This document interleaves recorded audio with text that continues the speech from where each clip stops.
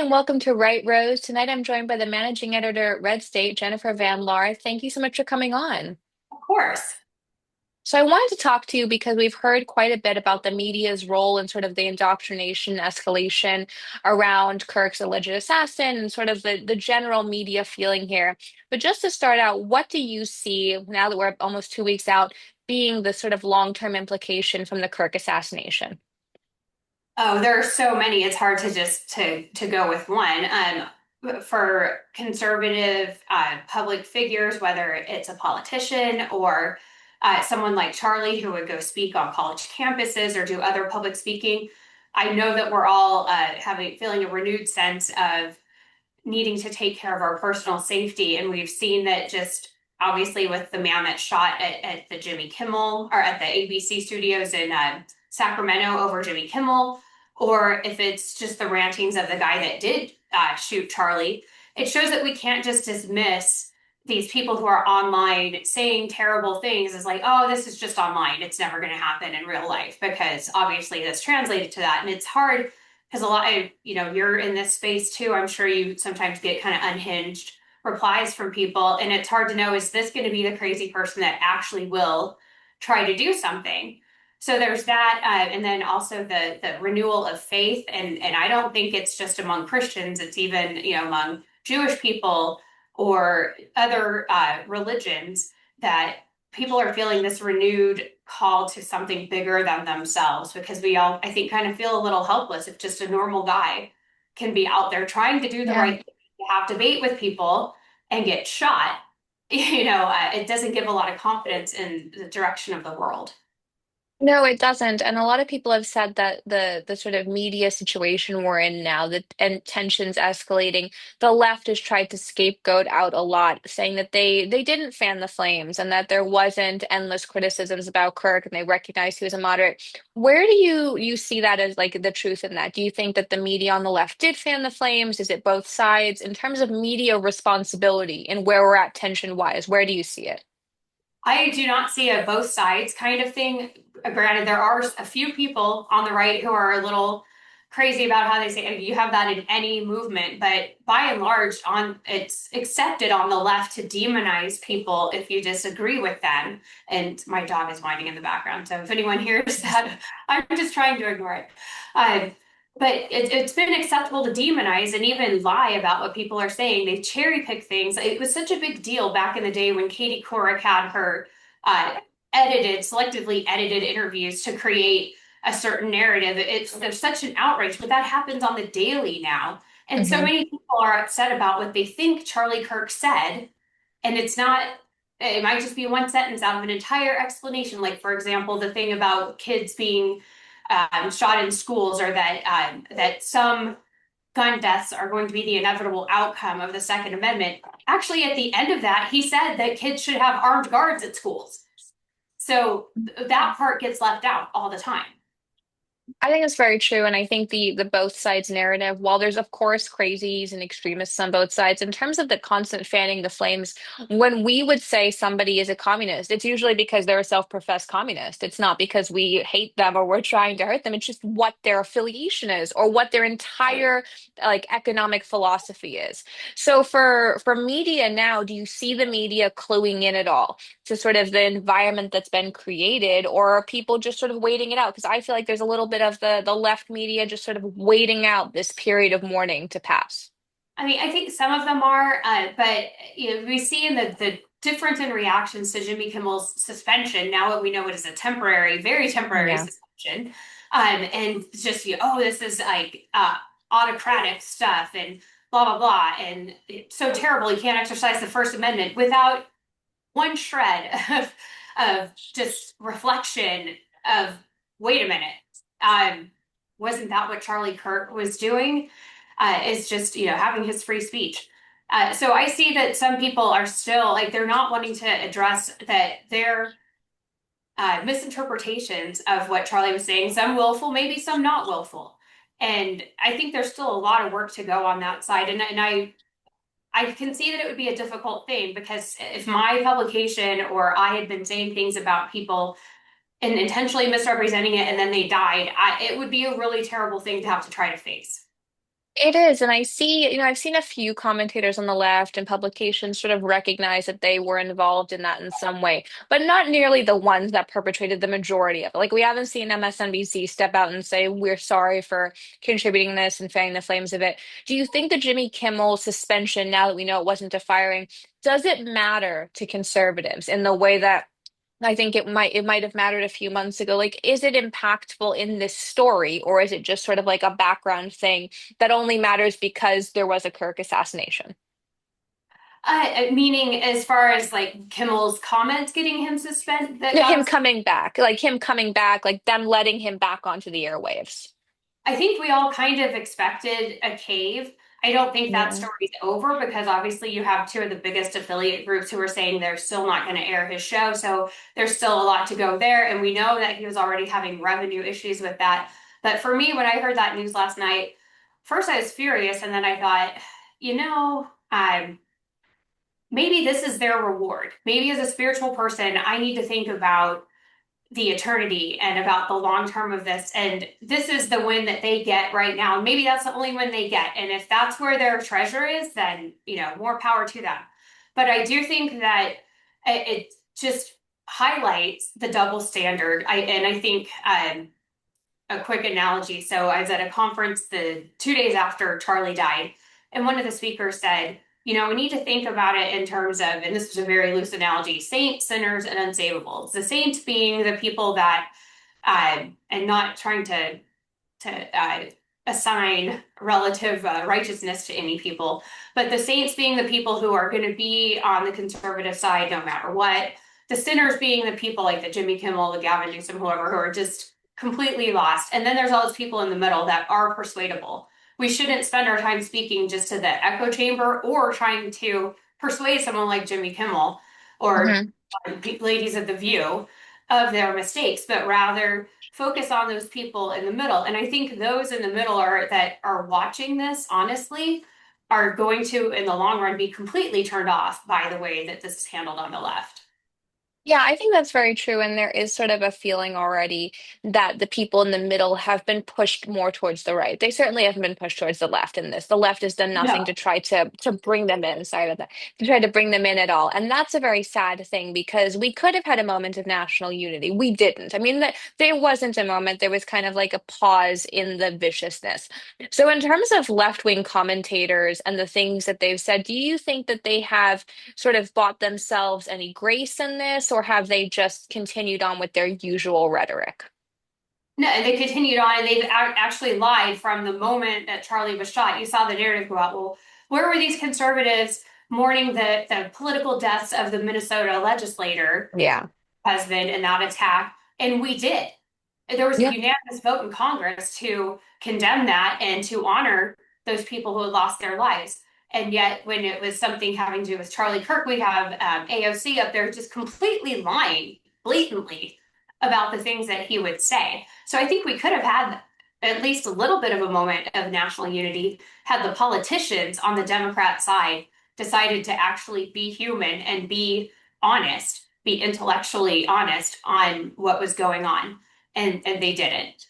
No, And they that's a bad go ahead. thing for our country. No, they didn't. And I felt the lack of honesty was really jarring because they know what they said. And I think Scott Jennings has dealt with a lot of this on the CNN panels post-assassination of Kirk. He said to them many times, you know exactly what you said, and you know what you meant when you said it. So for conservative media now, how does conservative media hold people more accountable? Because I think we do let a lot of sort of like standard insults slide because we're so used to it. So how can conservative media push back against this in a stronger way to try to de-escalate what's happening? Yeah, that's something that I think that we're all determining in real time because, ironically, in the months before Charlie was shot at Red State, I kind of told our contributors, look, I'm sick of covering the stupid things that liberals say, like these people on CNN, Whoopi, and all the people on The View, like, because they say stupid things every day. Yeah. And that's not really new. So we kind of put a little bit of a kibosh on uh, covering as much of that.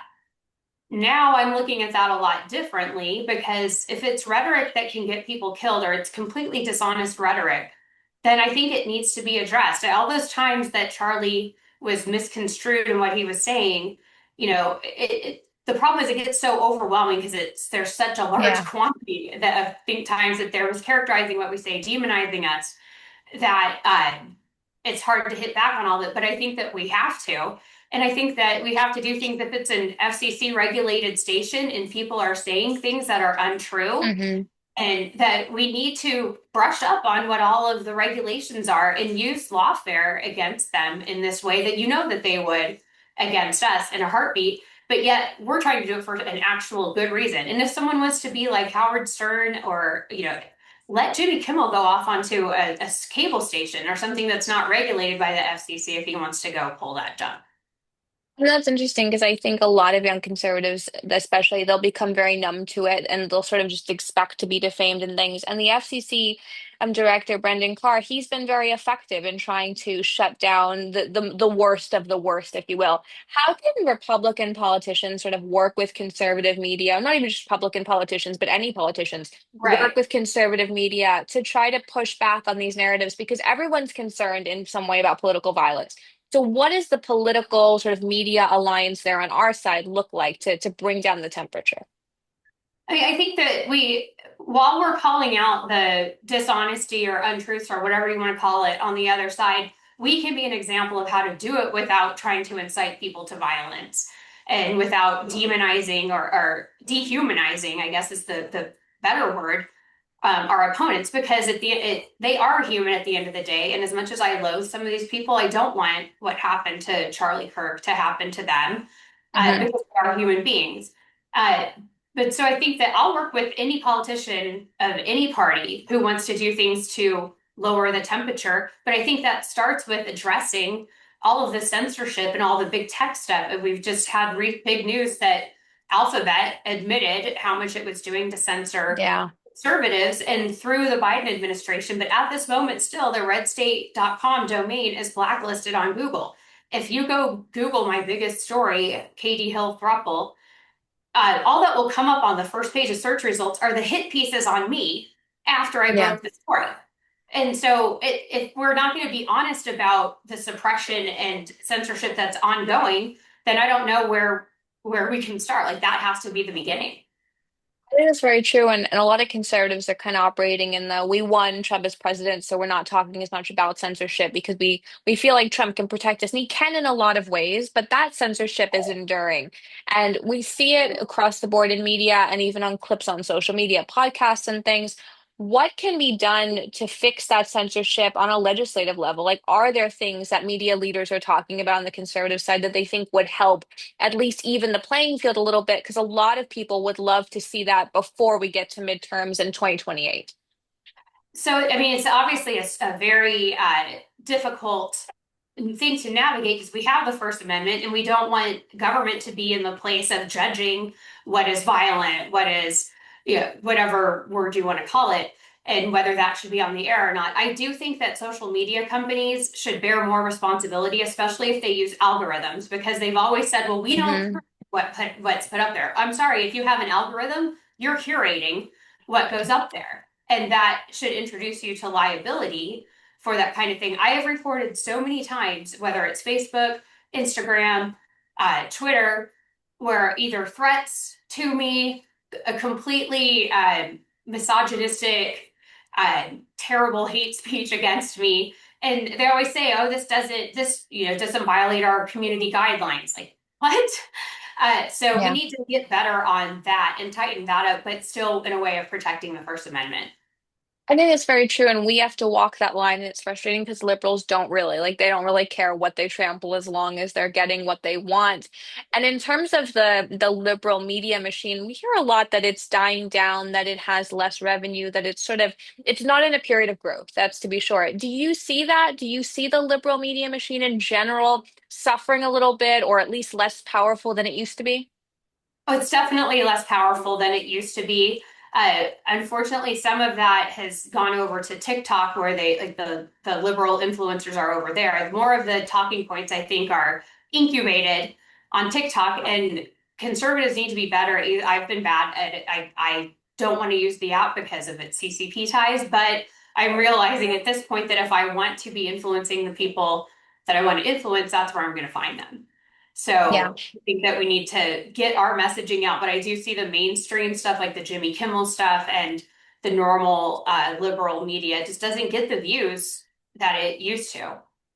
And in terms of conservatives integrating new forms of media like TikTok, like sort of the idea that all types of news can be digital in some way now, are we behind the left? Are we on an even playing field? Like, what does that learning gap look like for conservative media in general? We're definitely behind the left on that. And actually, Turning Point has done a great job of using those platforms. And obviously, Erica Kirk is very active on TikTok. It would be awesome if Turning Point did some kind of tutorial or like seminar classes for people on the conservative media side who want to be better at getting out their message and want to look more professional because just in the same way that Andrew Breitbart said before he died, look, all of you who have a smartphone, you're a citizen journalist. You can go out there and you can make content. That's even more true today, but we don't want it to look like some, boomer made it or someone who doesn't know tech. We want it to look compelling and be engaging so that people want to watch it. So we do need maybe more instruction in that. And I will say, number one, I need more of that myself. Yeah, and I think that that's something I hear from a lot of different, whether they're writers or media leaders across the gap, there is an education gap. And in terms of Trump sort of assisting with conservative media growing, I know that that happened quite a bit during the first administration. There was an influx of new publications. Do you Mhm. see conservative media growing now, or is it kind of like the institutions that already exist are just getting stronger? I don't see it growing right now because we have been so suppressed financially. Hmm. I mean, Red State could have easily gone under during the COVID years and under all that censorship if we hadn't brought in our VIP program where our customers can just pay to be a member and help support us financially because they pretty much destroyed our ad revenue through Google or through other things. So unless you have angel investors, which is what we need on the right, to come in and know that, okay, you're not going to see a profit for 5, 10, 15 years on this and come up with some innovative ways of getting that revenue in there because people and what the left does, they go and cancel your advertisers. Yeah. So it's hard to get even just sponsors unless they're willing to be able to handle what the left is going to throw at them. Yeah, I think that's very true. And we do have that sort of angel investor deficit because we're conservatives. We want to see return on investment. It's a very fast thing. It's sort of within our culture. And in terms of going after sponsors and ad revenue and everything, has that sort of boycott philosophy or push from the left, has it died down? Are we still in it? Because there was a time where the left could really destroy advertisers, even advertising on Fox, much less other organizations. I think that that's on the way out, and a lot of this is going to be dependent on how fast we can get all of the government funding out of the NGOs because the NGOs is the vehicle for a lot of the censorship. And as we get that out of the stuff for both voting and for entertainment and conservative journalism, we'll have a much better chance at being able to combat that. I think that's very true. And just sort of in closing, what is your advice to young people who want to get involved in media on the conservative side in any different way? What does their path look like there? How do they start out? Learn how to write, how to construct a well thought out essay, and how to research things, and just start pitching. There's the various organizations like Town Hall. We're always looking for freelance writers, and just go from there. I mean, we've got one guy that wrote at Red State who's now went to journalism school at Arizona State and working with Fox News Digital. So we do need a lot more people doing that, and it's just going to be a process. Sounds good. Thank you so much for coming on Right Rose. Where can people follow you online to keep up with you? At redstate.com and on X at Jen Van Laar and also on Instagram, Jennifer Van Laar. Thank you so much for coming on, and thank you all for tuning in.